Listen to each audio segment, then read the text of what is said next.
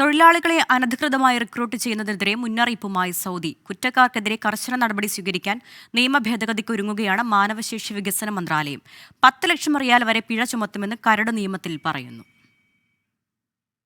ജോലിക്കെടുത്ത സ്ഥലത്ത് ജോലിയില്ല എന്ന പരാതി പല ഭാഗത്തു നിന്നും ഉയർന്ന പശ്ചാത്തലത്തിലാണ് ഇതിനെതിരെ ശക്തമായ നടപടിക്കൊരുങ്ങുന്നത്. ജോലി നൽകാൻ കഴിയില്ലെങ്കിൽ തൊഴിലാളികളെ റിക്രൂട്ട് ചെയ്യരുത്. റിക്രൂട്ട് ചെയ്ത ശേഷം ജോലി നൽകാതിരുന്നാൽ സ്ഥാപനം അല്ലെങ്കിൽ സ്പോൺസർ കടുത്ത ശിക്ഷാ നടപടി നേരിടേണ്ടി വരും. ഇതുമായി ബന്ധപ്പെട്ട തൊഴിൽ നിയമ ഭേദഗതി അന്തിമഘട്ടത്തിലാണ്.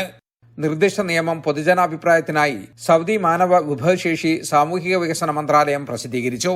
ഏകീകൃത ഇലക്ട്രോണിക് പബ്ലിക് കൺസൾട്ടേഷൻ പ്ലാറ്റ്ഫോമായ ഇസ്തിത്ല വഴിയാണ് അഭിപ്രായങ്ങൾ രേഖപ്പെടുത്തേണ്ടത്. ഏപ്രിൽ 20 വരെ അഭിപ്രായങ്ങൾ രേഖപ്പെടുത്താം. കരട് നിയമപ്രകാരം ജോലിയില്ലാത്ത തൊഴിലാളികളെ റിക്രൂട്ട് ചെയ്താൽ 2 ലക്ഷം റിയാൽ മുതൽ 10 ലക്ഷം റിയാൽ വരെ പിഴ ചുമത്തും. കൂടാതെ നിയമലംഘനം നടത്തുന്ന വിദേശികളെ നാടുകടത്തും.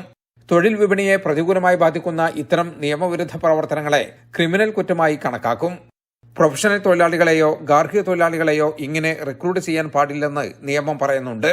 ലൈസൻസ് ഇല്ലാതെ ജോലി ഒഴിവുകളെക്കുറിച്ച് പരസ്യം ചെയ്താൽ 5 ലക്ഷം റിയാൽ വരെ പിഴയും നാടുകടത്തലുമാണ് ശിക്ഷ. വാണിജ്യ മന്ത്രാലയം, നീതിന്യായ മന്ത്രാലയം, ആഭ്യന്തര മന്ത്രാലയം, വിദേശകാര്യ മന്ത്രാലയം, മനുഷ്യാവകാശ കമ്മീഷൻ, പബ്ലിക് പ്രോസിക്യൂഷൻ തുടങ്ങിയവയുമായി ചേർന്നാണ് നിയമ ഭേദഗതി കൊണ്ടുവരുന്നത്. ജലീൽ കണമകലം, 24 ജിദ്ദ. ലോകത്തെവിടെയായാലും ഏത് സമയത്തും 24 വാർത്തകളും ഓഗ്മെന്റഡ് റിയാലിറ്റി പാക്കേജുകളും എക്സ്പ്ലെയിനറുകളും വിശദമായി കാണാൻ ഞങ്ങളുടെ യൂട്യൂബ് ചാനൽ നിങ്ങൾക്ക് സബ്സ്ക്രൈബ് ചെയ്യാം.